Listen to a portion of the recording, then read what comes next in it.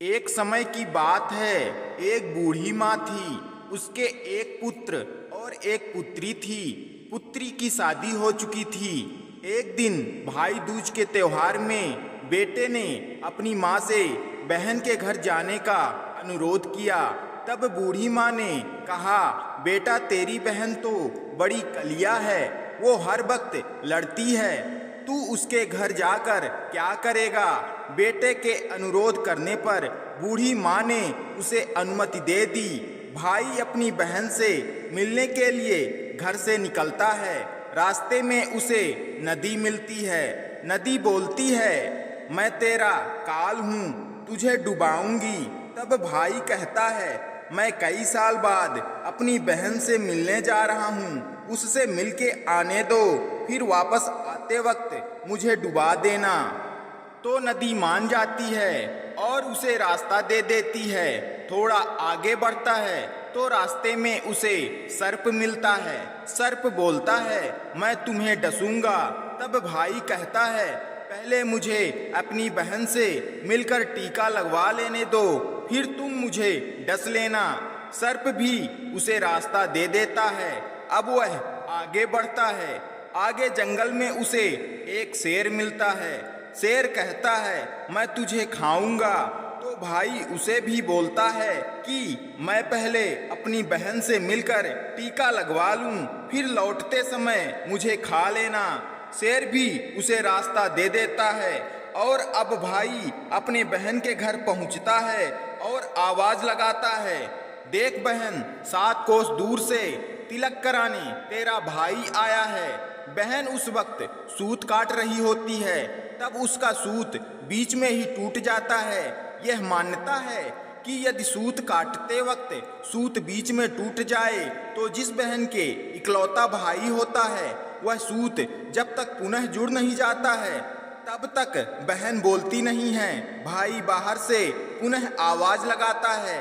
भाई की आवाज सुन जब बहन जवाब नहीं देती है तो भाई मन में सोचता है, मुझ गरीब से मेरी बहन बात नहीं करना चाहती। माँ सही कहती थी, मुझे यहाँ नहीं आना चाहिए था। यह सोचकर वह वापस जाने लगता है। इतने में बहन का सूत पुनः जुड़ जाता है और वह भाई को आवाज देती है और उसकी तरफ दौड़ती है और उसे बात ना करने का कारण बताती है। बहन बड़े प्यार व स्नेह से अपने भाई को घर में ले जाती है और वह अपनी सहेली पड़ोसन के घर जाती है और उससे पूछती है, सहेली, कोई जान से भी प्यारा मेहमान आए तो क्या करना चाहिए। पड़ोसन मजाक में कह देती है, तेल से चौका लगाना चाहिए और घी में चावल पकाने चाहिए। भोली बहन पड़ोसन का मजाक समझ नहीं पाती और वैसा ही करती है और अब ना तो चौका सूखता है और ना ही चावल सीजते हैं। इधर भूखा भाई उससे कहता है, बहन भूख लगी है, खाना परोस दो। तब बहन बोली, भाई आज ना तो चावल सीज रहे हैं और ना ही चौका सूख रहा है। भाई ने पूछा, कैसे तो तूने चौका लगाया और कैसे तूने चावल चढ़ाए।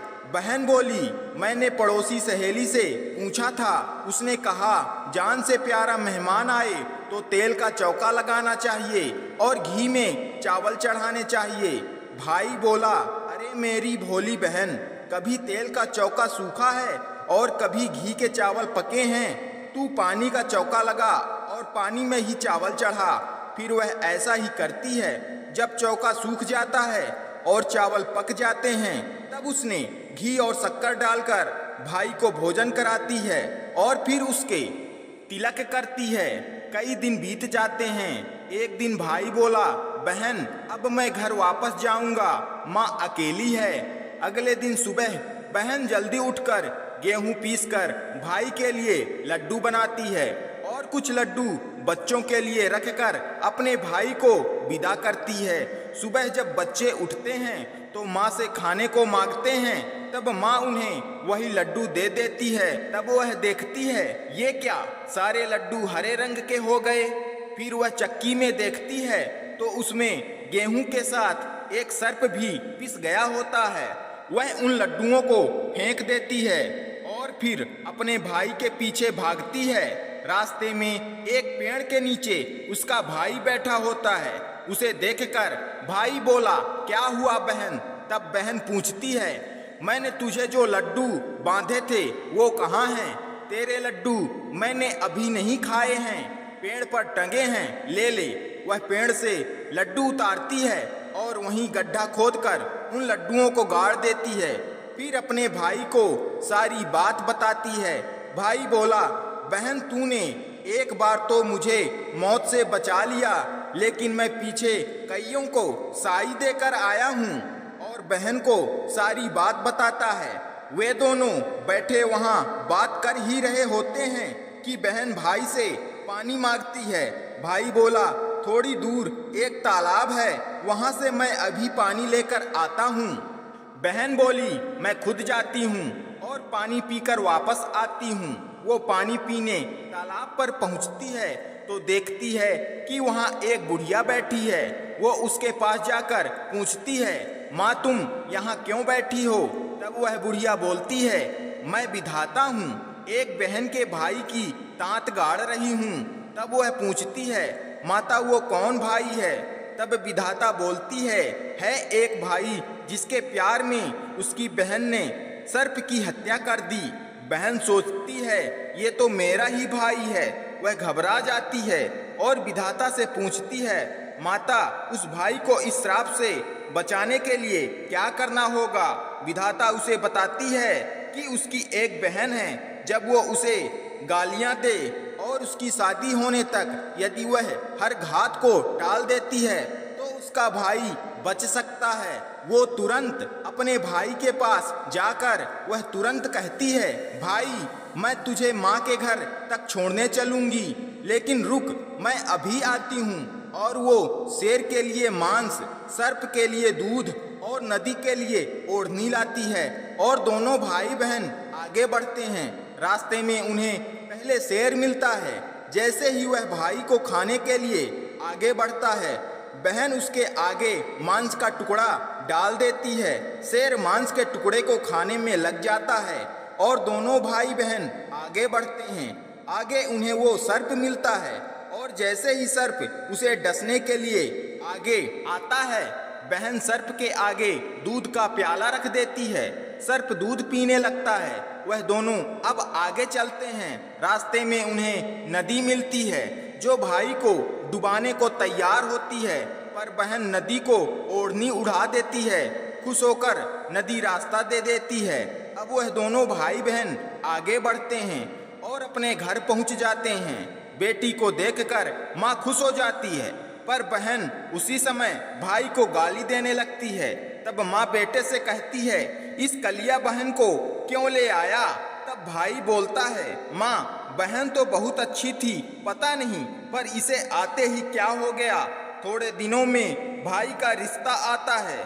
तब सब कहते हैं, बहन पागल तो है पर भाग्यवान है। पर जब ससुराल वाले सगाई के लिए मिठाई लाते हैं तो बहन कहती है, इसकी मिठाई क्यों बांटते हो? पहले मेरी मिठाई बांटो। कई बड़े बुजुर्ग बोले, इसे भी भाई के साथ बैठा दो। सगाई शुरू होती है, वहाँ आग लग जाती है। बहन को तो पता ही था कि उसके भाई का घात है। उसने तुरंत ही वह आग बुझा दी। अब कुछ दिनों बाद शादी के कार्यक्रम शुरू होते हैं, परंतु बहन हर समय भाई के साथ रहती थी। जब भाई की निकासी होने लगी तब बहन बोली, अरे इसकी निकासी क्या करते हो? पहले मेरी निकासी करो और इसे पीछे के दरवाजे से लेकर जाओ। बहन के इतना बोलते ही आगे का दरवाजा टूटकर गिर जाता है। सब कहते हैं, भले ही बहन कलिया है पर बराबर भाई की जान बचा रही है। जब भाई फेरों में बैठता है तो फिर बहन कहती है, इसकी जगह मैं फेरों में बैठूंगी। शादी के बाद जब दूल्हा दुल्हन की रात जागती है तो बहन कहती है, इसकी नहीं, पहले मेरी रात जगाओ। कई लोग बोले, बीच में पर्दा लगाकर इसे भी साथ में सुला दो। रात में जब भाई और भाभी सो जाते हैं तब वहाँ एक सर्प आता है। बहन तो तैयारी में ही बैठी थी। वह उसे पकड़कर टोकरे में रखकर सो जाती है। आज वह कई दिनों में निश्चिंत होकर आराम से सोती है। इधर उसकी माँ सोचती है बेटी के उठने से पहले ही मेहमानों को विदा कर देती हूँ, वरना फिर शोर मचाएगी। जब बेटी उठकर देखती है तो घर में कोई नहीं दिखता। तब वह माँ से पूछती है, माँ सब मेहमान कहाँ चले गए? तब माँ कहती है, बेटा सब मेहमानों को विदा कर दिया है। तब बेटी बोलती है, माँ सब मेहमानों को वापस बुलाओ, तभी मैं विदा होऊंगी।